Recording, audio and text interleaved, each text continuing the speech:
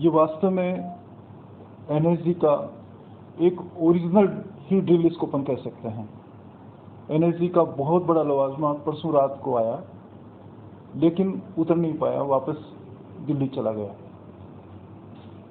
और फिर कल सुबह अचानक आए और टेबल टॉक की सबने। टेबल टॉक में सारे अधिकारी, हम जो थे सारे, सबको प्रिपेयर उन्होंने बताया कि एनएसजी क्या क्या कार्रवाई कैसे कैसे करती है, कितने ग्रुप हैं, एंटी टेररिस्ट कार्रवाई होती है तो कैसे करते हैं, या किसी की सिक्योरिटी करनी है तो कैसे कार्रवाई करते हैं। वस्तुतः बहुत बड़ा लवाजमा था, काफ़ी बड़ा लवाजमा था, काफ़ी संसाधन थे, गाड़ियाँ थी, उनके पास तरह तरह के इक्विपमेंट थे।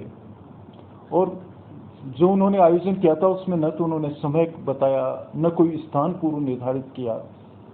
अचानक ही रात को, शाम को 7 बजे बाद सिर्फ कंट्रोल को सूचना मिली कि कहीं धमाका हुआ।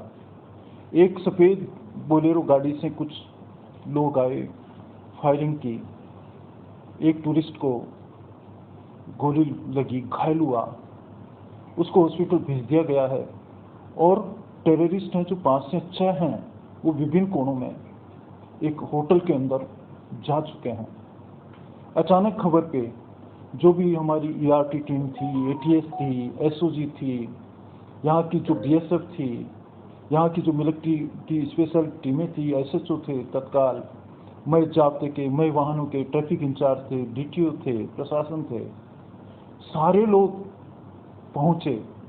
पुलिस ने वहाँ तत्काल पहुंची, पुलिस ने तहकीकात की, कौन थे, कैसे थे, किस गाड़ी में आए थे, किस प्रकार के कपड़े पहने हुए थे, किधर भागे हैं। तो पहला मौका जब पुलिस ने संभाला और घायल को हॉस्पिटल भेजा। हॉस्पिटल भी जाब्ता कोतवाली से भेजा गया। कंट्रोल के मार्फत सभी को अलर्ट किया गया। पूरे शहर में नाकाबंदी कराई गई।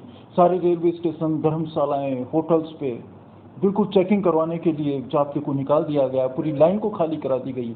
एसपी ऑफिस का जाब्ता भी मूव कर दिया गया। यानी एक तरीके से जो स्थिति थी बन पड़ी थी, वो जब पुलिस ने सबसे पहले एप्रीहेंड किया, फिर पुलिस ने क्यूआरटी बुलाई।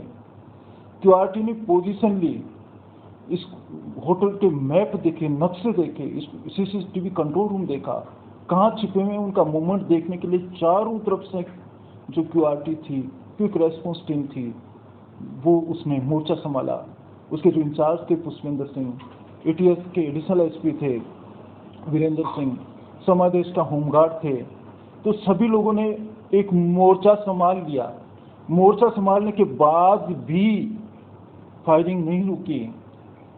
आतंकवादी बिल्कुल ही एक तरीके से कोर्डन के अंदर चैलेंजिंग रूप में आ गए।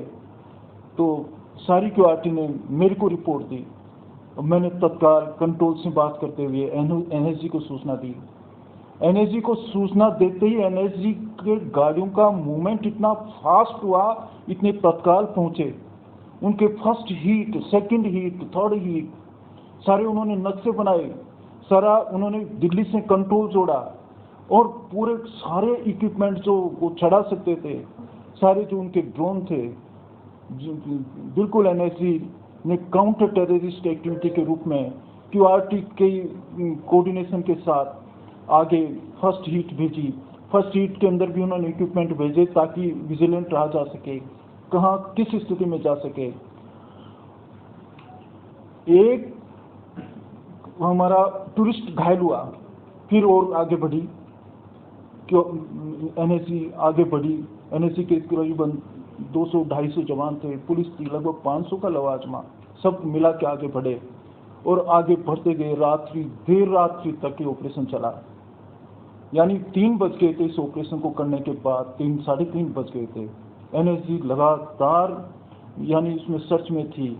4 से 5 आतंकवादी न्यूट्रलाइज किए उन्होंने। एक टेररिस्ट को उन्होंने जीवित पकड़ा।